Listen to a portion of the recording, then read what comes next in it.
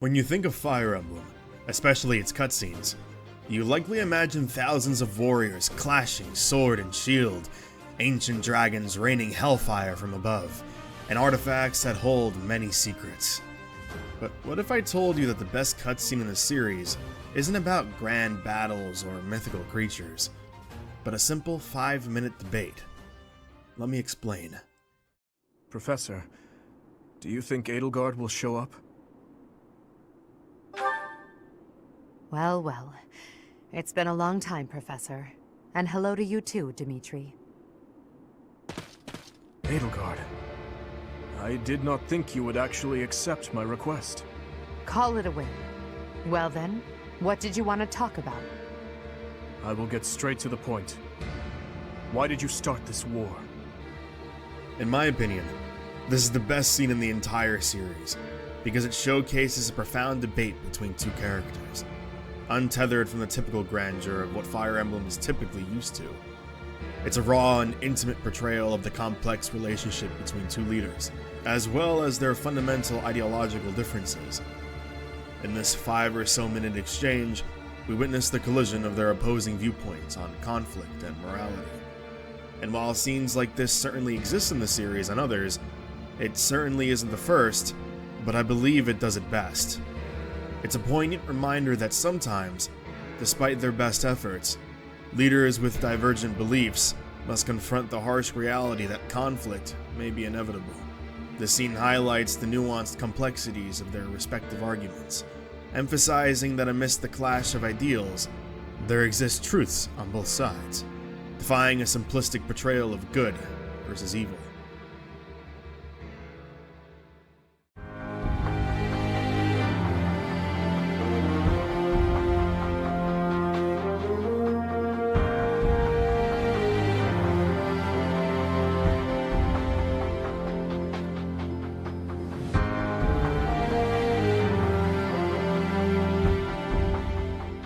Perhaps someone as strong as you are can claim something like that. But you cannot force that belief onto others. People aren't as strong as you think they are. There are those who cannot live without their faith, and those who cannot go on once they have lost their reason for living. Your path will not be able to save them. It is the path of the strong, and so it could only benefit the strong. Dimitri's stance is rooted in his unwavering commitment to tradition and honor, reflecting the values instilled in him as the heir to the Holy Kingdom of Fargus. His plea for peace is not merely a tactical maneuver, but a genuine desire to minimize bloodshed and protect the innocent. Dimitri's character arc is marked by personal tragedy and inner turmoil, which shapes his perspective on conflict and morality. His traumatic past fuels his sense of duty and responsibility, leading him to prioritize the preservation of life and order above all else. During the exchange, Dimitri's words carry a deeper meaning as he reflects on his own journey of redemption and personal growth. When he says, "There are those who cannot live without their faith, and those who cannot go on once they have lost their reason for living." he was talking about himself. What do you want? It doesn't concern you.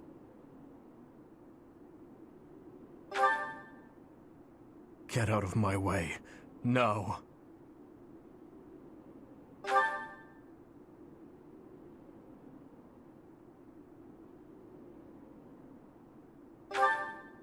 Silence!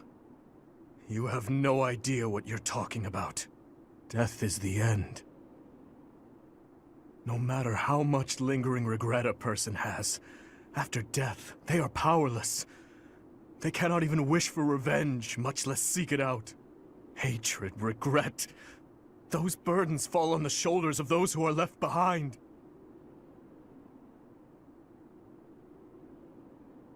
And so I must continue down this path. I already told you as much.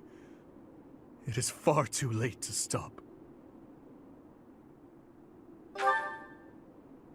Do not waste your breath with some nonsense about how I should move on with my life for their sake. That is merely the logic of the living. It's meaningless. Those who died with lingering regret, they will not loose their hold on me so easily. But you seem to have all the answers. So tell me, Professor. Please tell me. How do I silence their desperate pleas? How do I save them? Ever since that day 9 years ago, I have lived only to avenge the fallen.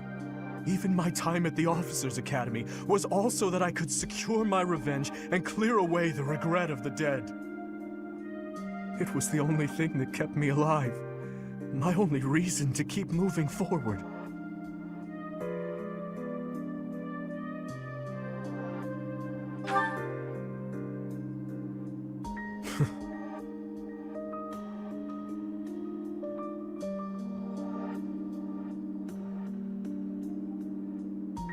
But then who or what should I live for? What I believe in. Rodrigue said the same thing. But is it possible? I am a murderous monster. My hands are stained red. Could one such as I truly hope for such a life? As the sole survivor of that day, do I have the right to live for myself?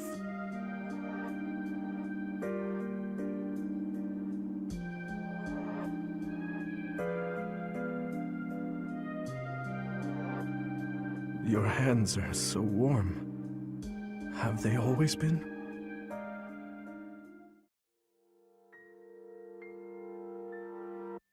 He subtly alludes to his own struggle with maintaining his sanity and sense of purpose after the time skip.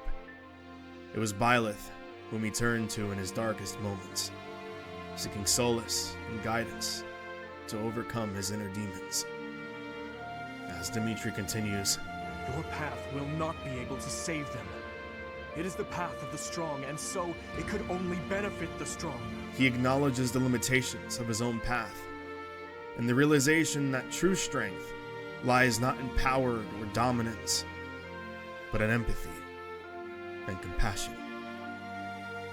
His journey from a broken prince consumed by vengeance to a compassionate leader striving for peace is a testament to his own growth and inner strength. His introspection during this pivotal moment adds layers to his plea for peace and sheds light on his evolving worldview. As he grapples with his own demons and seeks redemption, his words carry a weight that transcends the immediate conflict between nations and beliefs.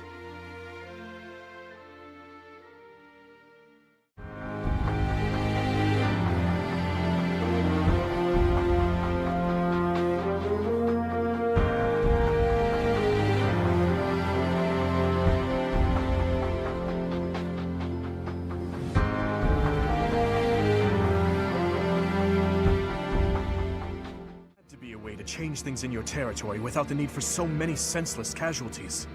It may be hard to believe, but this is the way that leads to the fewest casualties in the end. Don't you see? How could I? Countless people have already lost their lives in this conflict. The longer we took to revolt, the more victims this crooked world would have claimed. I weighed the victims of war against the victims of the world as it is now, and I chose the former. While King Dimitri's stance is rooted in tradition and honor, Emperor Edelgard's convictions stem from a different set of principles. As the leader of the Adrestian Empire, Edelgard is driven by a fervent desire for radical societal change and the dismantling of existing power structures. Her vision for a new world order is one of upheaval and revolution, where the marginalized are uplifted and equality is achieved through drastic measures. Edelgard's character arc is characterized by her unwavering resolve and willingness to challenge the status quo. Her traumatic past and experiences shape her perspective on conflict and morality, leading her to believe that sometimes the ends justify the means. For Edelgard, the pursuit of her ideals is worth any sacrifice, even if it means resorting to such measures to achieve them. Edelgard's unwavering determination to challenge the status quo stems from a profound sense of duty and responsibility. She views herself as a catalyst for change, a visionary leader who must take bold and decisive action to usher in a new era of equality and justice. My siblings and I we were imprisoned underground, beneath the palace. The objective was to endow our bodies with the power of a major crest. I have always possessed the crest of Seros, inherited through the Hresvelg bloodline. But it was only a minor crest, and most of my siblings bore no crest at all. In order to create a peerless emperor to rule Fodlan, they violated our bodies by cutting open our very flesh. Now here I stand, the fruit of that endeavor, Edelgard von Hresvelg. But that came at too high a price. The others were sacrificed. Ours weren't the only lives devastated by that terrible process. Innocents died as well, without even knowing what they were dying for. And there you have it, the truth of the Hresvelg's empire. The Prime Minister and his gaggle of nobles. They had the empire under their thumbs. My father, the Emperor, tried to stop him, but it was futile. My father was nothing but a puppet on a string by then. He was powerless to save us. Dominating the weak with a method like that. You're wrong. That very cycle is exactly what I have devoted my life and my power to destroying. If after all of this, you believe the weak will still be weak, that is only because they are too used to relying on others instead of on themselves. Yes, perhaps someone as strong as you are can claim something like that. But you cannot force that belief onto others. People aren't as strong as you think they are. There are those who cannot live without their faith, and those who cannot go on once they have lost their reason for living. Your path will not be able to save them. It is the path of the strong, and so it could only benefit the strong. So you consider me strong, do you? Even if one clings to their faith, the goddess will never answer them. Countless souls will be lost that way, living without purpose. And I can be counted among those who have died that way as well. Her traumatic past as a survivor of experimentation by those who slither in the dark, a secretive organization with its own agenda, fuels her resolve to dismantle the oppressive systems that perpetrate inequality and suffering. As the leader of the Adrestian Empire, Edelgard understands the weight of her decisions and the sacrifices they entail. She recognizes that her pursuit of radical societal change comes at a cost, both personally and politically. Yet, she remains steadfast in her conviction that the ends justify the means, believing that the liberation of the marginalized and the establishment of a more equitable society are worth any price.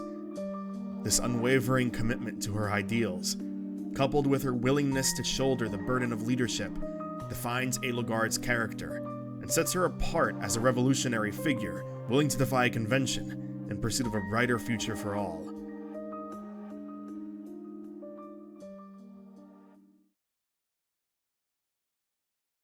Something I must give you. This is for you.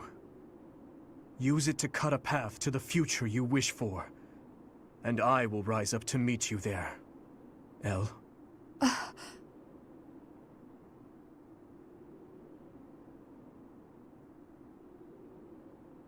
Elle! So it's true. You're really going away? Going back home? There's nothing I can do about it. It's all happening so fast. I'm as surprised as you are. Elle. Here. I want you to have this. Elle, listen to me. No matter how hard things get, you can't give in, okay? You've got to cut a path to the future you wish for, no matter what. It's a dagger? Why would you give me something like this? Oh, I'm sorry. I couldn't think of anything better to give you. Edelgard, what are you doing? It's time to go. Hurry and get in the carriage. In a flashback, we witness a young Dimitri gifting a dagger to Edelgard, symbolizing their friendship and shared dreams of a brighter future. However, As the years pass and their paths diverge, the dagger takes on a new meaning, becoming a reminder of the rift between them and the ideals they once shared. The flashback to the dagger serves as a powerful symbol of their past friendship and the choices that led them down different paths. And in the present moment, as they stand face to face once again, we're left with a sense of anticipation and uncertainty, wondering what the future holds for these two, and the nations and ideals they now represent. What do you think?